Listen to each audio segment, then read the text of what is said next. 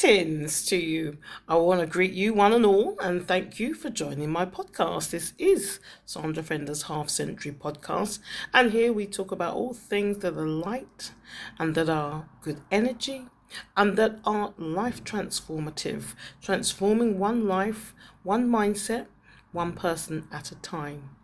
So today's short message is about the holistic life. The holistic life. And what does it mean to develop a holistic life? Well, we know that typically or traditionally, people would have referred to a holistic life with such things as meditation, yoga, mindfulness in its general sense, spas and retreats, drinking herbal teas or bush teas that are hard to come by, some form of sustainability, and being at one, shall we say, with nature or the earth. Typically, that's what people would think of as being a holistic life. But let's dig a bit deeper than that, because if we go below the surface, actually, it's quite simple to see that a holistic life, once we do dig deeper, is actually something that is, at a second glance, something that allows you to free yourself from these formulas and cliches even. And it's really quite straightforward, even though we are digging beneath the surface. Stay with me. So the first thing I want to point out to you is to develop a holistic life is to cultivate what I call mindful eating, or eating for your health. Your health is not just physical, but it's also mental and spiritual. And so I do not advocate eating a rabbit's diet or a purely green diet, although if it's your choice, then I wouldn't stop you. But here's what I'm trying to say. Healthy eating or cultivating mindful eating should be about balance. In everything there should be balance.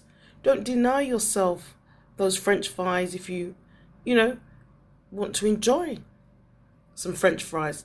But I would say don't make it a habit, because we know too much processed food is not good for the body. But no one's telling you to deny yourself once in a while.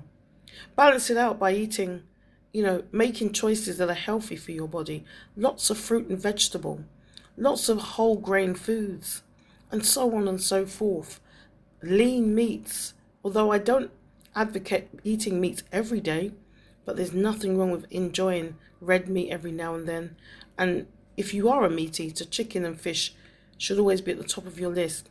Try and find sustainable foods, sustainable fishing, organic chickens. All these things are possible, and they don't have to cost you the earth if you shop around. So look, health is the first thing on to live a holistic life. Cultivate mindful eating. Don't deny yourself, but surely help yourself by balancing what you do eat. Second thing I would say is to be happy. Look, it's quite simple. You can choose to be unhappy, or you can choose to be happy. Another way we like to call happiness is joy.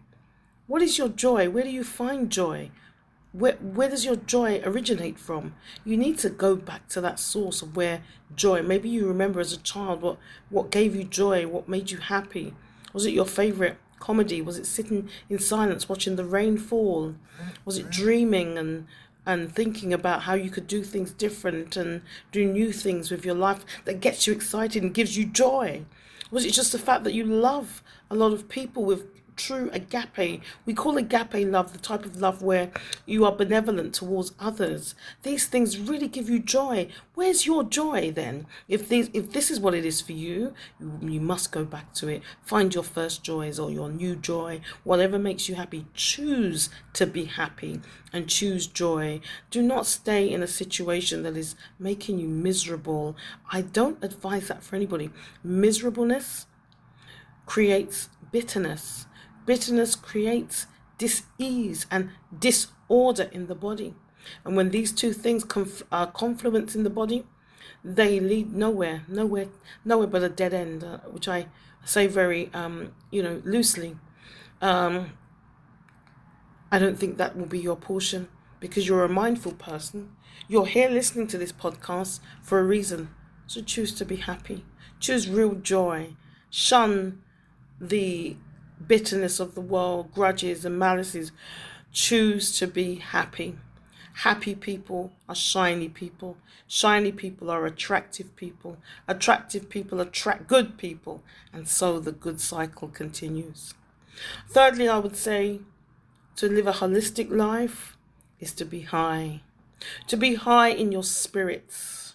Sometimes we do feel low, but do you know you have the power within you to lift yourself out of that low vibration? Choose instead a high vibration. Choose to see the positive and not the negative. Choose a high frequency. Choose to speak above and not below. To speak highly and not lowly. Choose high energy. Choose to bring to the table an energy that is positive, an energy that is infectious, an energy that is reaches out to others and lifts others up just by being in your presence. Choose that energy. Emanate that energy. Emanate energy that catches on from one to another, catches a fire, we like to say. Be that energy, be that fire, be that spark. That's what it is to live holistically. So when you dig beneath the surface, like I say, there's more to it than the formulas that we're used to. But there really is nothing to it. To choose health, to choose to be happy, and choose to be high vibration, frequency, and energy, joy, mindfulness, eating, all of these things are what it truly means, where I am concerned to be and to live an holistic life. I wish you well, as always, in your endeavors to transform your life. Be not conformed to the patterns of the world, we like to say, but be transformed by the renewing of your mind. I've been Sandra Fender. Thank you. This has been a one-to-one podcast. Stay tuned for more podcasts in the future where we will have guests, and some very soon talking about these subjects, these topics, these issues, and what is essentially matters of the heart that will radically transform your life. Peace out. Thank you. Bye-bye.